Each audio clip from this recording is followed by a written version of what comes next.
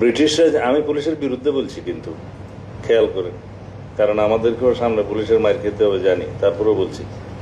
ব্যুরোক্রেটদেরকে 50 লাখ টাকা বোধ না 35 লাখ টাকা গাড়ি কেনার জন্য দেয়া হলো, খুশি করার জন্য যেভাবে হোক দেয়া হলো, মেনটেন্যান্সের জন্য পার মান্থ 25,000 দেয়া হলো। এগুলা গ্রাজুয়ালি কাটছে এবং সেটা আলটিমেটলি ওনারশিপ তার কাছে যাবে। বেতন 2 গুণ 3 গুণ করা হলো। তো ভাই সাহেব ঘুষ খাওয়া কমছে নাকি? তা আপনি যেটা দিয়ে শুরু করেছেন ও বিষয়ে কথা বললে তো আর আজকে আমার যেতে হবে না। যতগুলো পুলিশ রিফর্ম কমিশন হয়েছে ইতিহাসে, সবগুলোর রিপোর্ট কম্পাইল করলে একটা লাইব্রেরি হবে, এটা সত্য। তবে পুলিশও যে কখনো পিআরবি মানে নাই, পুলিশ রেগুলেশন অফ বেঙ্গল নামে নিশ্চয়ই যেটা ছিল, আমি একসময় অ্যাডমিনিস্ট্রেশনে চাকরি করতাম বলে কিছু কিছু জানি আর কি, ওইটা নিয়ে পুলিশও কখনো কমফোর্ট ফিল করে নাই। কারণ সবসময় অ্যাডমিনিস্ট্রেশনের একটা সুপেরিয়রিটি থাকতো। আমি আমার চাকরি জীবনে দেখেছি যে এসপি সাহেবকে সকালবেলা উঠে ডিসি সাহেবের বাসায় যে অফিস থাকতো ওখানে যেতে, এবং এসপি সাহেবের যে কোনো ডিটেনশনের বিষয় বা স্পেশাল ব্রাঞ্চের যে কোনো বিষয় এগুলো ক্লিয়ারেন্স, এবং ক্যাজুয়াল লিভ যেগুলো থাকতো আর কি, ক্যাজুয়াল লিভের বাংলাটা যেটা যেটা 15 দিন আমরা সিএল হিসেবে জানি আর কি, এটার জন্য ডেপুটি কমিশনারের কাছে যেতে হতো। তো গ্রাজুয়ালি ওখান থেকে স্বাধীন হতে হতে হতে হতে এখন পুলিশ আর ডিসি বরাবর হয়ে গেছে বর্তমান জামানায়। তো বরাবরেরও একটা নতিজা দেখতেছি, কেউ কাউকে মানে না, কারণ লাঠি তো পুলিশের হাতে, আবার হুকুম হচ্ছে ম্যাজিস্ট্রেটের হাতে। এই ব্যালেন্সটা এখনো আছে বলে বোধহয় জাতিটা এখনো টিকে আছে। ব্রিটিশরা, আমি পুলিশের বিরুদ্ধে বলছি কিন্তু খেয়াল করে, কারণ আমাদেরকেও সামনে পুলিশের মার খেতে হবে জানি, তারপরেও বলছি। তো ব্রিটিশরা যে আইনটা করার সময় এই চেক অ্যান্ড ব্যালেন্সটা করেছে, সেটা একটা প্রিন্সিপালের উপরে ভিত্তি করে করেছে যে হুকুম এবং গুলি দুইটা একই হাতে থাকা কখনো আইন হয় না, মানে সুবিধাজনক নিরাপদ হবে না এইটা।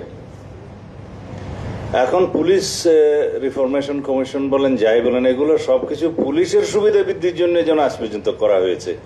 বাট আমি চাচ্ছি না যে প্রশাসনের ইন্টারফারেন্স বেশি থাকুক পুলিশের উপরে, সেটাও বলছি না, কিন্তু এটা নির্ধারিত হয় সমাজে আমরা পুলিশকে কিভাবে দেখি তার উপর। বিচার যেমন হয় যে তার চরিত্রটা কিরকম তার উপরে।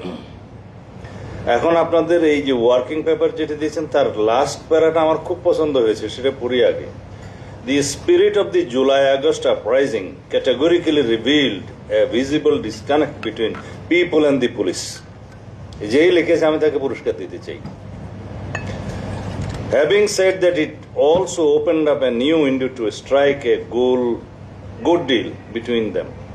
ঠিক আছে, এটার জন্য আমরা এখনো ওয়েট করতে পারি। এটা কেন হলো?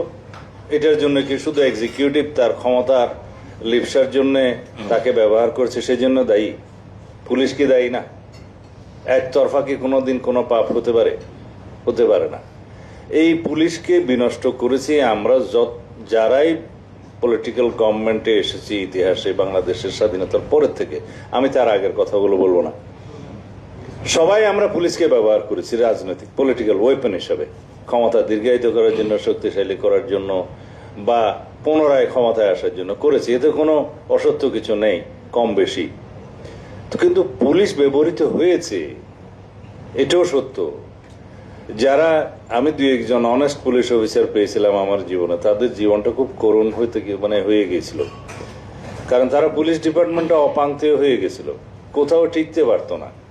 তা আপনি যদি রিক্রুটমেন্ট থেকে শুরু করে প্রমোশন পর্যন্ত সর্বত্র করাপশনের আশ্রয় নেবেন, সেই পুলিশকে দিয়ে আপনি কি আশা করতে পারেন? সেটাই হয়েছে জুলাই-আগস্ট গণ অভ্যুত্থানে প্রকাশিত হয়েছে। এখন আসেন, আপনি তো বললেন পুলিশ রিফর্ম রিপোর্টগুলো নিয়ে কথা বলতে। এইবারও একটা রিফর্ম কমিশন গঠিত হয়েছে যেগুলো নিয়ে আমরা কথা বলেছি। 6টা মেজর কমিশনের মধ্যে পুলিশ রিফরমেশন কমিশন একটা ছিল, কিন্তু আমরা 5টা রিফরমেশন রিপোর্টের উপরে, কমিশন রিপোর্টের উপরে আলোচনা করেছি। 6 নম্বরটা হচ্ছে পুলিশ, এটা নিয়ে আলোচনা হয়নি।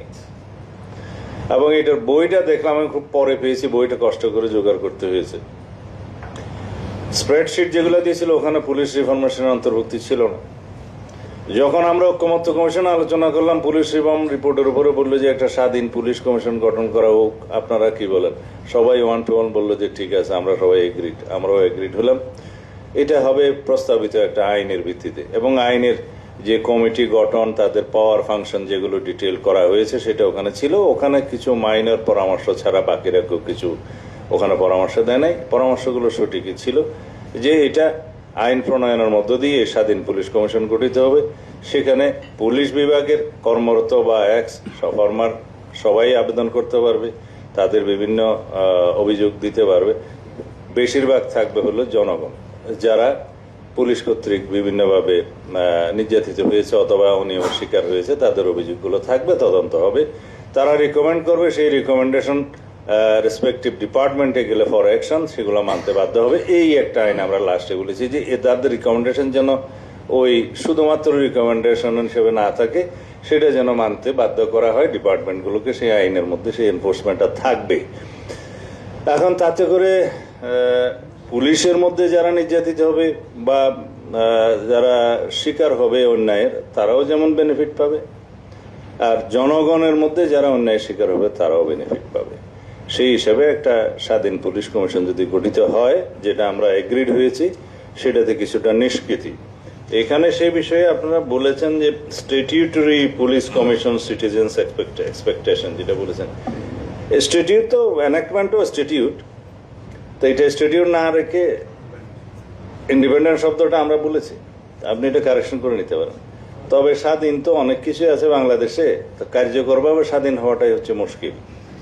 তা এখন শুধু নামকে হচ্ছে স্বাধীন হলে তো হবে, ওইটাই তো আপনাদের হাতে পড়বে আগামীতে। না, এইটা হচ্ছে আইনটা থাকবে স্বাধীন পুলিশ কমিশন গঠন, কিন্তু তার গঠন প্রণালী, তাদের মধ্যে যে তদন্ত সংস্থা থাকবে সেটা, তাদের কর্মপরিধি, তারা যে কোনো জায়গায় নিজেরা তদন্ত পরিচালনা করতে পারবেন অথবা নির্দেশ দিতে পারবেন বিভিন্ন বিভাগকে এই বিষয়টি খতিয়ে দেখার জন্য, এবং তাদের রিকমেন্ডেশনসটা যাতে ইমপ্লিমেন্ট হয় সেটা সবচেয়ে জরুরি। সেটাই যদি আইনে বাধ্যবাধকতা আনা হয়, সেটা হবে প্রকৃতপক্ষে স্বাধীনতা। তা আমরা আশা করছি সেরকম একটা স্বাধীন পুলিশ কমিশন গঠন করা যাবে, এবং সবাই ঐক্যমত হয়েছে। এই বিষয়ে কোনো পার্টি দ্বিমত হয়নি। এখন দ্বিমত হলে শুধু পুলিশ হলে হইতে পারে, কারণ এর দ্বারা যদি পুলিশ ডিপার্টমেন্টের কেউ ক্ষতিগ্রস্ত হয় ভবিষ্যতে, তাহলে হইতে পারে। এখনো পর্যন্ত হয় নাই। তা আমরা জিজ্ঞেস করলাম এটা আপনাদের রিপোর্টে নাই কেন? বললে যে এই বিষয়টাই কেবল রিফরমেশন কমিশনে কেউ সিদ্ধান্ত নিতে পারে নাই। নিশ্চয়ই ওখানে পুলিশের চাপ ছিল, হতে পারে, কিন্তু অথবা ব্যুরোক্রেটদের চাপ ছিল। এখন স্বরাষ্ট্র মন্ত্রণালয়ে গেলে সবাই পুলিশ হয়ে যায়, সে ব্যুরোক্রেট হলেও পুলিশ হয়ে যায়। আমি আমার সিভিল সার্ভিস লাইফে এবং আমার পলিটিক্যাল লাইফে যেটুকু আমি দেখেছি, প্রত্যেকটা গভর্নমেন্ট পুলিশকে খুশি করতে চায়। পুলিশের সমস্ত দাবি দেওয়া, রাজারবাগ পুলিশ লাইনে যখন বাৎসরিক একটা উৎসব হয়, ওখানে প্রধানমন্ত্রী যায়, যারা আদায় করলে যে সব মানতে হবে, আগামীতে ইলেকশন আছে। এই আমি এটা শুনেছি আমার নিজের কানে এবং দেখেছি, এবং আমাদের নেতারা সবাই প্রধানমন্ত্রীকে বলতে যে এটা মানতে হবে, নাইলে আগামী নির্বাচনে তাদের সুবিধা টুবিধা পাওয়া যাবে না ইত্যাদি। এই যে একটা মানসিকতা, এটা আমাদেরকে ধ্বংস করে দিয়েছে। এবং একই মানসিকতা আমি বলবো যে আর একটা গোত্রের ক্ষেত্রেও হয়েছে, যে তাদেরকে কিং মেকার বানিয়ে দেওয়া হয়েছে। এবং গ্রাজুয়ালি সবকটা গভর্নমেন্ট আমরা এই জন্য দায়ী। এই যে যা কিছুই চেয়েছেন সবকিছু দিতে হয়েছে। এখন হাউজিং ব্যবসা থেকে শুরু করে, হোটেল ব্যবসা থেকে শুরু করে, ডেয়ারি ব্যবসা থেকে শুরু করে সবকিছু আমরা দিয়ে দিয়েছি। এখন সেটা আমি নাম নিলে অসুবিধা। তো এখন এইভাবে দিতে দিতে দিতে দিতে এই পুলিশকে এবং অন্যদেরকে যেই জায়গায় আমরা তুলে রেখেছি, they became the king maker of the country. এবং এই জায়গাতে পলিটিক্যাল পার্টিগুলো পলিটিক্যাল কর্তৃত্ব হারিয়েছে, এবং বলা হচ্ছে যে রাজনীতিবিদদের হাতে থাকতে হবে। তা রাজনীতিবিদরা তো পলিটিক্সটা দিয়ে এসছে অন্য জায়গায়, তো সেইটা এখন ফেরত আনানোর দায়িত্ব আমাদের। যেটা লাস্ট প্যারাগ্রাফ দিয়ে শুরু করছিলাম, সেই জায়গাতে আসতে হবে। এখন পুলিশের এবং পাবলিকের মধ্যে যে দূরত্বটা, যে গ্যাপটা হয়েছে, সেই গ্যাপটা আমাদেরকে পূরণ করতে হবে এককভাবে নয়, পুলিশের সহায়তায়। শুধু পলিটিশিয়ানরা চাইলে হবে না, এমপিরা চাইলে হবে না, লেজিসলেচার এনাক্টমেন্ট করলে হবে না, পুলিশের সহযোগিতা লাগবে।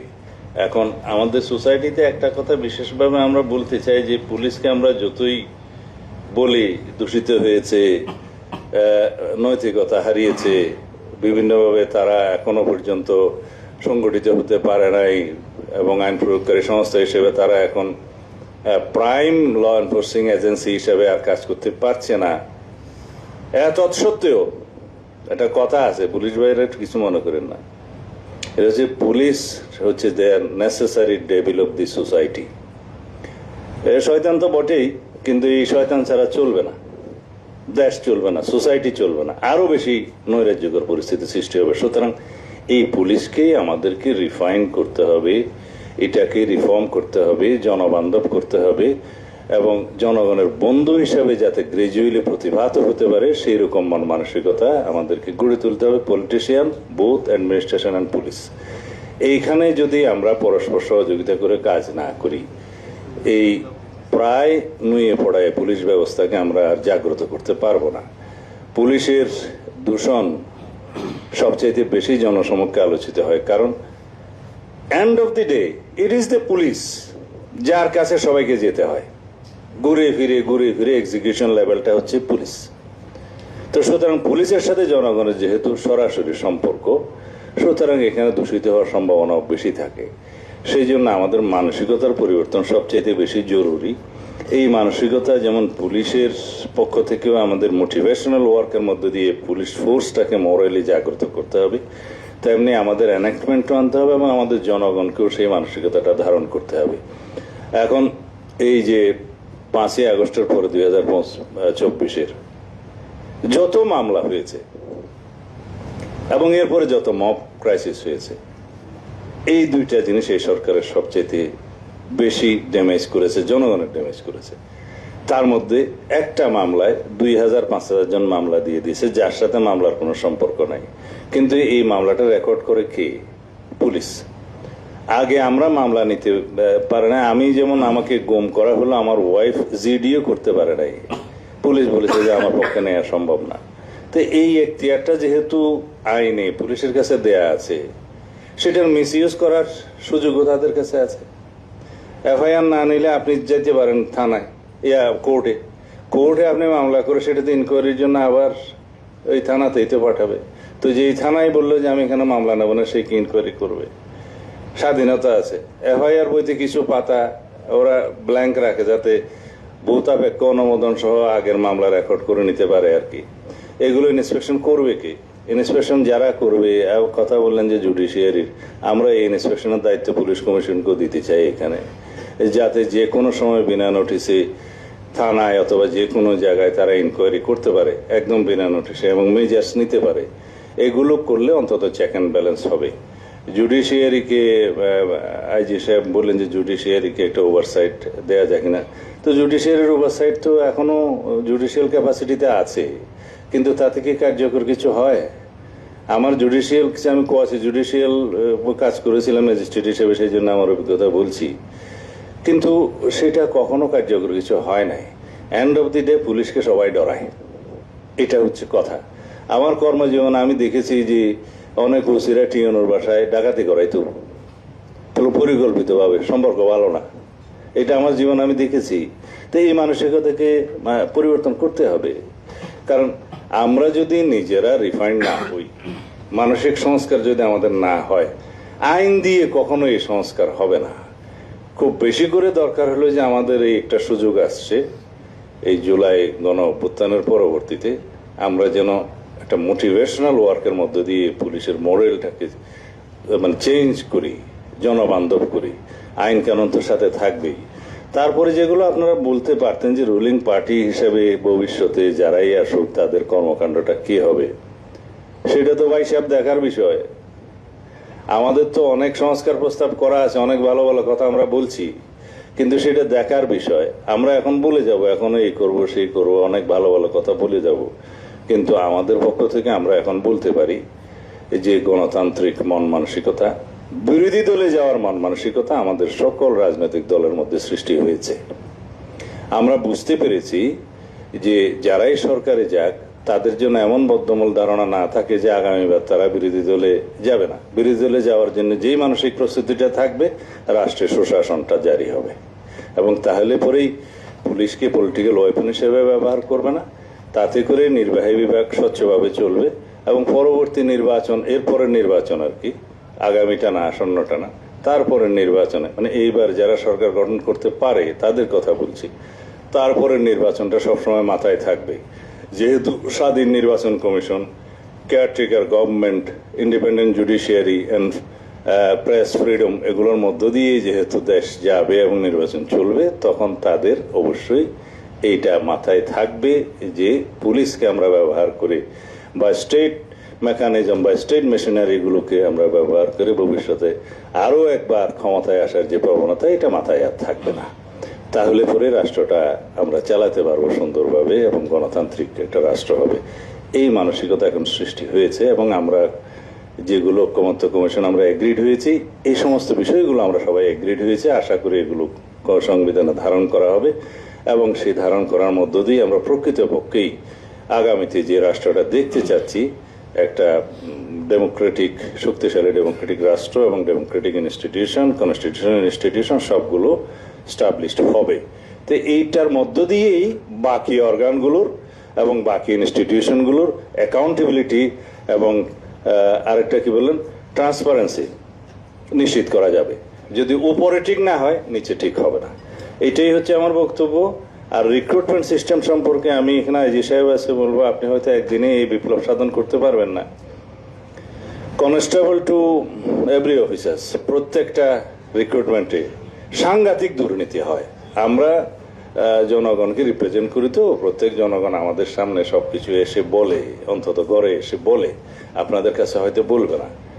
এটা বন্ধ করতে হবে যে কোনো মূল্যে। আপনারা কিছু কিছু উদ্যোগ এখন নিয়েছেন কনস্টেবল রিক্রুটমেন্টের ক্ষেত্রে, যে খাতাটা এখানে কাটছেন এবং ভাইবার ফল প্রকাশের মধ্য দিয়ে 1-2 ঘন্টার ভিতরে রিক্রুটমেন্ট হচ্ছে, সম্ভবত কনস্টেবলে, তাই না? সাব ইন্সপেক্টর হচ্ছে, তাই কনস্টেবলও হচ্ছে বলে জানি। হ্যাঁ, না, কারণ আমি আমার গ্রামের একটা মহিলা, খুব দরিদ্র, কনস্টেবল পরীক্ষা দিয়েছে, খুব কান্নাকাটি করছে। আমি এসপি সাহেবকে অনুরোধ করলাম, তো বললো স্যার যদি ভাইবা আমাদের কাছে আসবে রিটেনে পাশ করলে, যদি রিটেনে পাশ করে আমি এটা বিবেচনা করব। তখন আমি বুঝলাম যে ঠিক আছে, এখান থেকে রিটেন পরীক্ষা হবে হলো ওখানে, খাতা কাটবে সেন্ট্রালে, পরীক্ষার রেজাল্ট ওখানে হবে, 1 ঘন্টার ভিতরে দেবে। এইরকম সিস্টেমগুলো যদি আমরা করতে পারি, তাহলে সব লেভেলে অ্যাটলিস্ট ওইটা তো পাবলিক সার্ভিস কমিশনগুলোর বাদে বলছি, তাহলে অন্তত এই রিক্রুটমেন্টের মধ্য দিয়ে আপনারা দুর্নীতিটা এখানেই কিন্তু কমাতে পারবেন, রোধ করতে পারবেন। আগে যেটা খুব বেশি দেখেছি যে এখানেই রিক্রুটমেন্টের মধ্যে অনেক দুর্নীতি। আর পুলিশের দাবি দেওয়া মানার জন্য যে সমস্ত সভা হয় আর কি, রাজারবাগে বাৎসরিক একবার, এগুলো পুলিশের তরফ থেকেও বন্ধ করতে হবে, যাতে অতিরিক্ত সুবিধা আদায়ের জন্য পলিটিক্যাল গভর্নমেন্টের কাছে, নির্বাহী বিভাগের কাছে যেন প্রেশার না করা হয়, এখানেও যেন যৌক্তিকতা বজায় রাখা হয়। তাতে করে নির্বাহী বিভাগও সুযোগ নেয় এবং পুলিশও দুর্বল হয়ে যায়। সুতরাং যেগুলা সুবিবেচনা নেওয়া যায় সে সমস্তগুলো ওইখানে বলার দরকার নেই, এটা জাতি বুঝবে। সেটা বাজেট প্রণয়নের আগে অর্থমন্ত্রীর কাছে যেতে হবে, বা অন্যান্য যেগুলা এনাক্টমেন্টের বিষয় আছে সেগুলো পার্লামেন্টে স্ট্যান্ডিং কমিটির মাধ্যমে যেতে পারে। এগুলো ওইভাবেই যাক। শুধুমাত্র প্রধানমন্ত্রীর কাছে গিয়ে বলবে যে আমাদের এই দিতে হবে, আমাদের এই ইনক্রিমেন্ট দিতে হবে, আমাদেরকে এই সুযোগ সুবিধা দিতে হবে, এই তো সেনাবাহিনীকে দিয়েছেন, আমাদেরকে কেন দিবেন না, এই সমস্ত এগুলো বন্ধ করতে হবে, যাতে নির্বাহী বিভাগও সুযোগ না নিতে পারে পুলিশের উপরে, আর পুলিশেরও যেন দুর্বলতা প্রকাশ না হয়। চেক অ্যান্ড ব্যালেন্স থাকতে হবে। আমরা পলিটিক্যালি সামনে পুলিশকে রাজনৈতিক ওয়েপন হিসেবে ব্যবহার হতে দিতে চাই না। আমরা নিজেদেরও সেই মানসিকতা আমাদের নাই, এবং ভবিষ্যতে পুলিশের পক্ষ থেকে যেন সেভাবে চলতে হবে। তবে পুলিশের আচার আচরণ নির্ধারণ করবে তাদেরকে জনগণ বন্ধু হিসেবে গ্রহণ করবে কিনা, সেই সুযোগটা এবার সৃষ্টি হয়েছে। আশা করি পুলিশ ডিপার্টমেন্ট সেটা নজরে নেবে।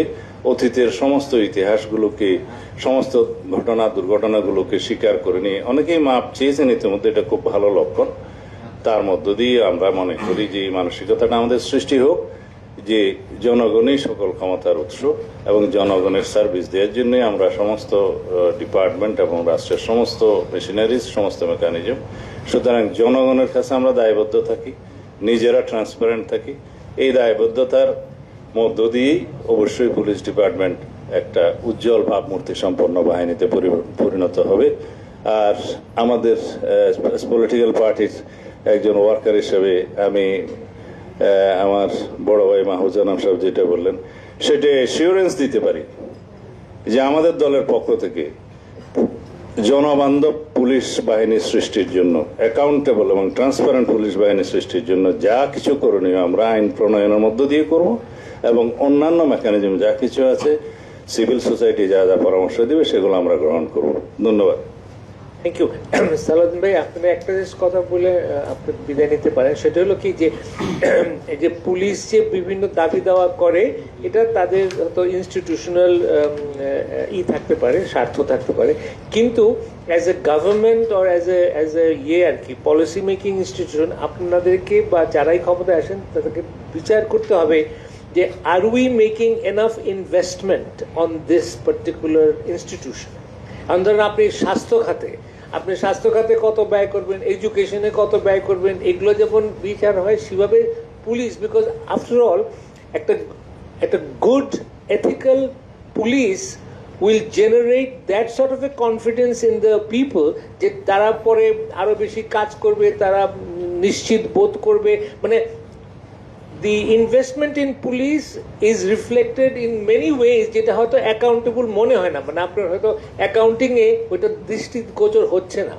যেমন মানে ধরেন আপনি যদি খুব ভালো এডুকেশন সিস্টেম করেন, এটা আপনার 10 বছর 15 বছর পরে জাতিকে যেভাবে মানে বিকশিত করবে, উন্নত করবে, স্কিলফুল করবে, ওইটা আপনি এই মুহূর্তে অ্যাকাউন্টিং এ পাবেন না।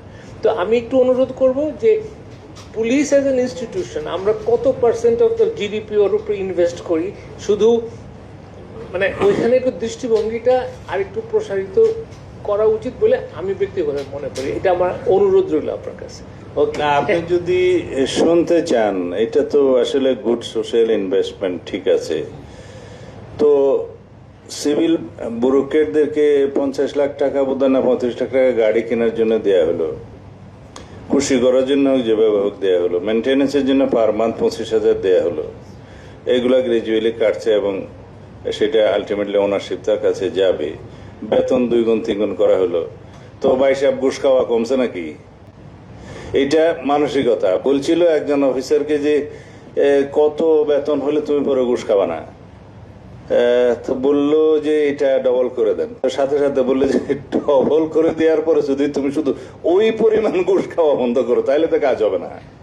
এটা মানসিকতার ব্যাপার। আপনি কত ইনভেস্ট করবেন এবং পুলিশের বেতন কত বৃদ্ধি করবেন, রিস্ক ম্যানেজমেন্ট বা রিস্ক ফান্ড কত দিবেন, বা কোনো দায়িত্বে থাকাকালীন সময়ে মৃত্যু হলে তার জন্য বেনিফিট কি দিবেন, ইত্যাদি সবকিছু করতে হবে।